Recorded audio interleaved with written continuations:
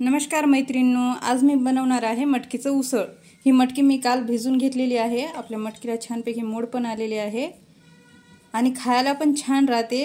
कडधान्य खाणे हे अंगाला चांगलं असते। आता तर मी बनवणार त्याचं उसळ। तर मी इथे पातेले ठेवले आणि त्याच्यामध्ये तेल टाकले। तेल आपलं गरम झालेलं आहे। आता त्याच्यात टाकणार मी तिखट, टाकणार जिरा,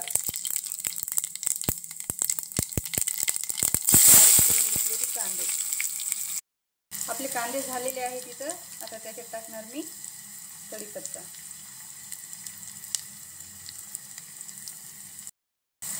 तर मी इथं लाल चटणी पावडर वापरायले।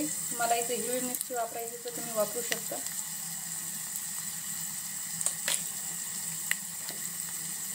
हळद पावडर,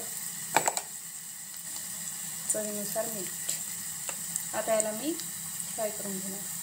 तर आपला कांदा वगैरे इथं व्यवस्थित झालेला आहे। त्याच्यात टाकणार आता मी मटकी।